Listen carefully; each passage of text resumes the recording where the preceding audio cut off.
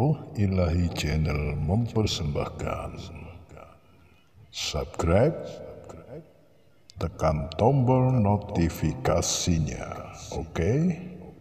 Barang siapa yang mengarahkan atau bahkan menggantungkan kiblat hati dan pikirannya pada benda-benda yang mewujud, maka dia sudah dianggap musyrik. Musyrik itu ya 1000 kali musyrik. Nah, dari wejangan ini ya, Syekh Siti Jenar itu sebenarnya berusaha untuk menjelaskan dan mengajarkan kepada kita bahwa benda-benda atau barang-barang yang kita kumpulkan dengan penuh ambisi nafsu manusia hanya merupakan bayangan maya sebenarnya ya, yang bisa hilang dalam sekejap mata saja. Itu jika Allah telah mengendakinya.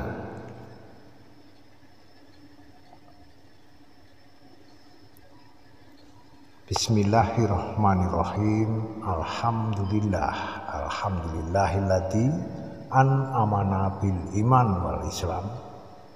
Sallallahu ala Muhammad amma ba'du.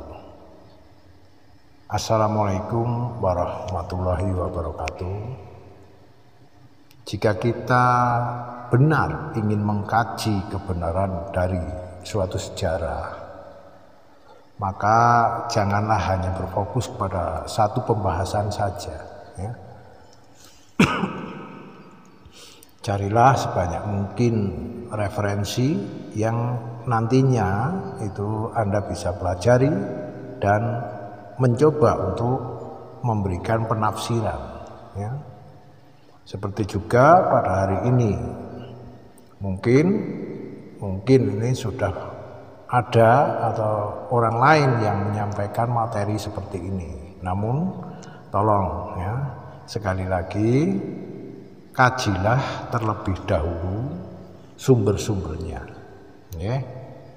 Baik saudaraku yang setia dengan Ruh Ilahi Channel ini, kita masih lanjut lagi tentang amalan ataupun ajaran yang diberikan oleh Kanjeng Syekh Siti Jenar ya, yang patut kita ketahui bersama.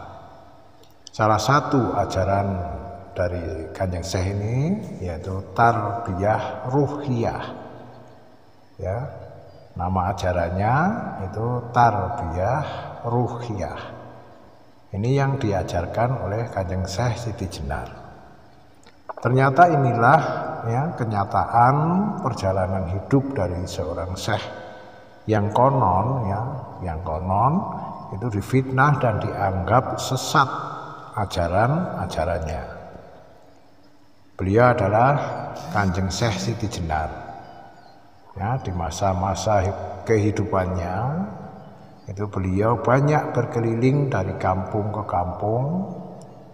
Beliau melihat secara langsung, secara nyata dari perilaku kehidupan masyarakat pada umumnya kala itu. Ya. Kanjeng Syekh Siti Jenar begitu menyoroti kehidupan manusia yang dijumpainya. Ternyata memang banyak penduduk waktu itu yang terperosok di dalam menjalani kehidupan ini secara materialistik. Mereka umumnya itu mengukur segala sesuatu itu secara kebendaan ya. Apapun diukurnya dengan kebendaan atau harta benda. Masyarakat atau penduduk ini tidak menyadari ya, bahwa sesungguhnya benda-benda yang mereka kumpulkan dan mereka nikmati tersebut itu sebenarnya nantinya akan berpisah meninggalkan kita, atau kita yang akan meninggalkan benda-benda tersebut ya. Dan benda-benda itu yang mereka sangat banggakan itu juga tidak akan sanggup untuk menolong kita dari kesusahan. Malahan justru bisa jadi ini benda-benda tersebut yang akan menyusahkan dan menyengsarakan kita semua. Karena kita harus mempertanggungjawabkan atas kepemilikan benda-benda tersebut. Itu kita pergunakan untuk apa, ya? Kalau memang mubah, itu sebaiknya segera Anda sumbangkan atau berikan kepada yang berhak menerimanya. Syekh Siti Jenar dalam perjalanan itu membagikan ilmu yang dimilikinya, bukan harta kekayaan, ataupun dalam masa-masa sekarang, ya, masa-masa sekarang itu membagi-bagikan sembako secara gratis, ya, agar menarik simpati. Bukan itu yang dilakukan oleh Kanjeng Syekh Siti Jenar, ya. Karena Syekh Siti Jenar memang tidak mempunyai apa-apa kecuali ilmu yang dimilikinya. Ibaratnya Kanjeng Syekh Siti Jenar itu selalu memberikan suatu ilmu kepada orang lain, bukan dengan jalan memberikan ikannya untuk dimakan, tetapi Kanjeng Syekh selalu memberikan kailnya atau alatnya, ya, agar mereka berpikir dan berusaha untuk bisa mendapatkan ikannya agar bisa untuk dimakan. Nah, seperti itu. Nah, hal tersebut selalu, ya, beliau ajarkan kepada setiap penduduk yang beliau jumpai. Seperti ketika beliau berada di sebuah daerah, ya, di Gunung Candrageni, ya, di daerah Gunung Candrageni ini. Pada waktu itu sungguh sangat memprihatinkan, ya. Perasaan prihatin yang begitu mendalam, ya, demi Kanjeng Syekh ini menyaksikan manusia-manusia yang diliputi oleh nafsu kebendaan. Sehingga Syekh Siti Jenar berusaha untuk memberikan penjelasan dan berusaha untuk menyadarkan dan memberinya nasihat. Namun sayangnya banyak penduduk yang tidak menghiraukan atau cuek saja itu, ya. Seakan-akan telinga dan hati mereka itu sudah buta dan sudah tuli untuk mendengarkan wejangan-wejangan yang diberikan oleh Kanjeng Syekh Siti Jenar ini. Konon dari rasa prihatinnya Kanjeng Syekh Siti Jenar di dalam dirinya ini seperti sebuah sebuah keluhan karena merasa tidak berhasil untuk menyadarkan manusia-manusia yang keliru dalam langkahnya. Nah, hal ini seperti didengar oleh Allah, ya, suara hati dari seorang syekh ini sepertinya didengar oleh Allah, ya, sehingga suatu saat dan suatu ketika Gunung Candrageni ini mengeluarkan suara gemuruh yang diikuti dengan muntahan lahar panas yang turun dari lereng gunung. Masya Allah, dalam sekejap saja itu, ya, terlihat ribuan batang pohon itu tumbang dan hangus terseret oleh lahar panas yang membara, hangus semuanya, ya. Di mana-mana banyak terlihat mayat-mayat yang juga sudah hangus terbakar oleh lahar yang begitu panas yang keluar dari Gunung Candrageni itu, ya.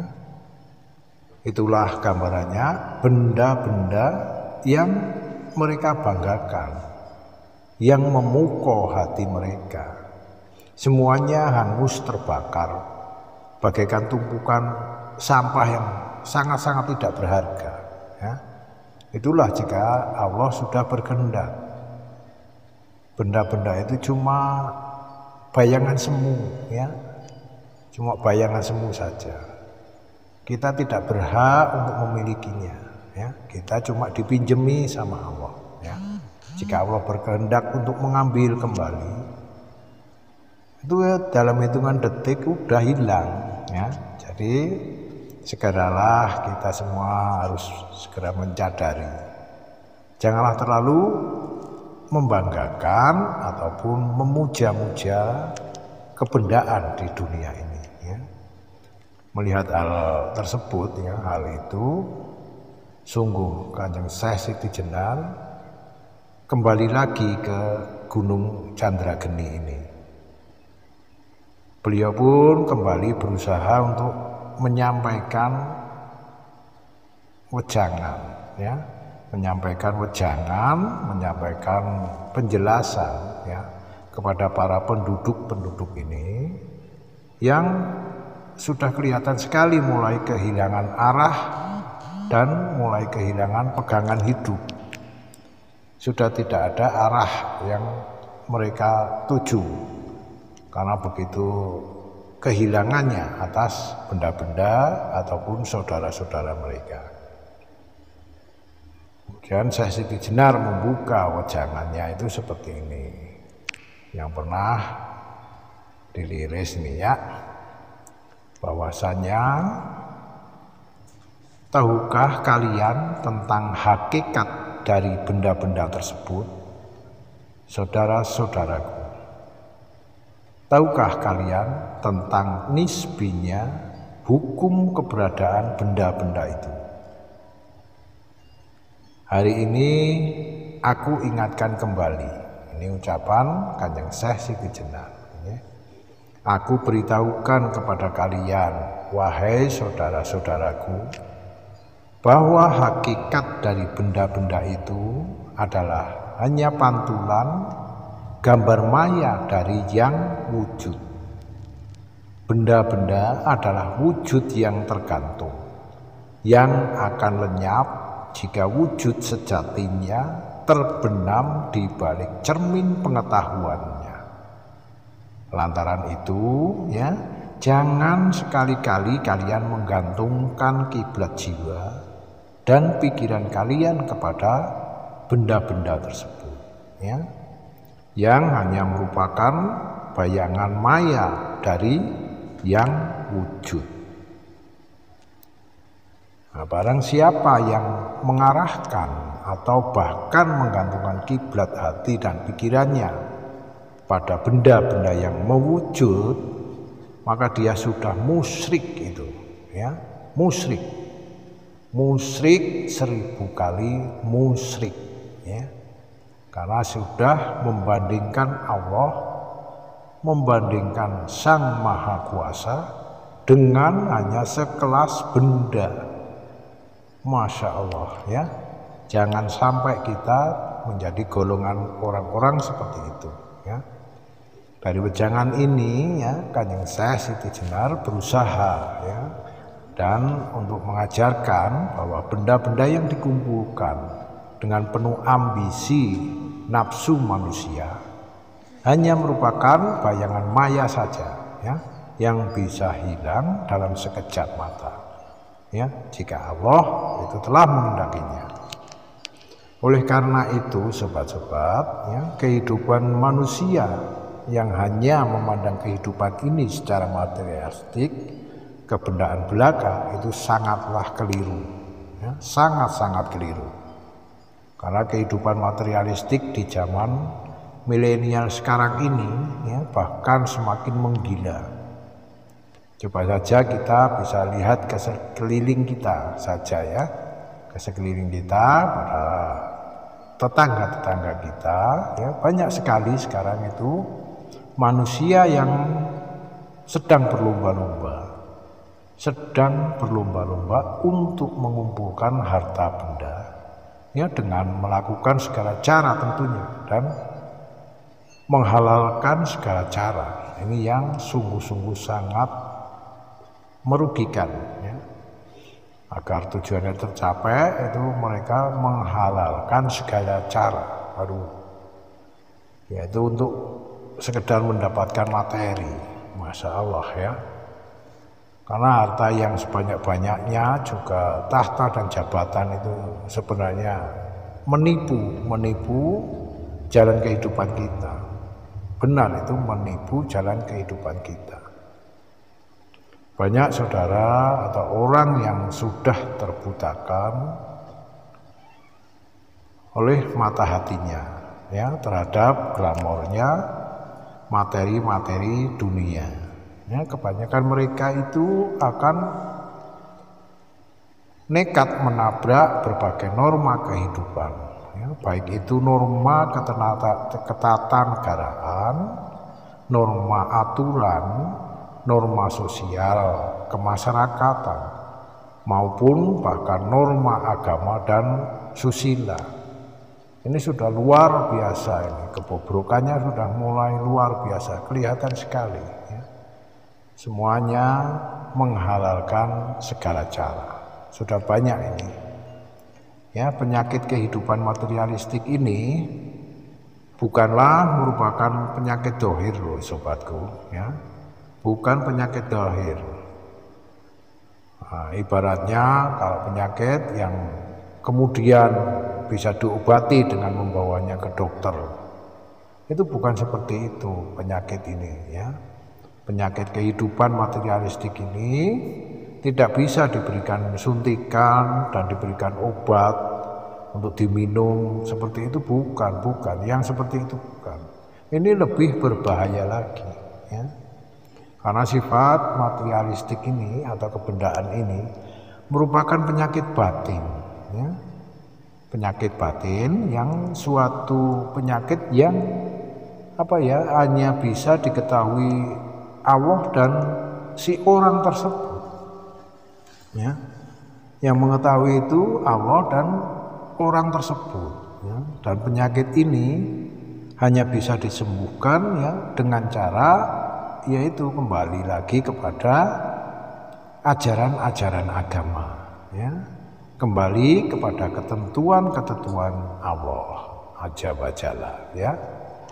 Yaitu dengan kembali menjalankan semua perintah-perintah agama, kemudian melakukan taubatan nasuha, serta berusaha untuk menjauhi perkara-perkara kebendaan dunia. Nah, seperti itu tausiah atau yang pernah disampaikan oleh Kanjeng Syekh. Sebenarnya tuntunannya kan baik, bukan penyesatan itu ya. Semoga yang saya sampaikan ini ya semakin membuka cakrawala pengetahuan kita terhadap segala apa yang telah terukir di dalam sejarah perkembangan Islam di negara kita ini, yang utama itu di daerah Jawa ini ya. Demikianlah sobat ya, jika memang sobat masih berkenan atau ingin meminta atau ingin sesuatu amalan, entah itu tentang ilmu kebatinan atau yang lainnya, yang harus saya bagikan kepada sobat-sobat semua ya, janganlah sungkan untuk menuliskan di kolom komentar ya. Insya Allah nantinya saya akan berusaha untuk memenuhinya, tapi ya satu persatu ya, satu persatu ya. Demikian sobatku, wabillahi taufik wal hidayah. Wassalamualaikum warahmatullahi wabarakatuh.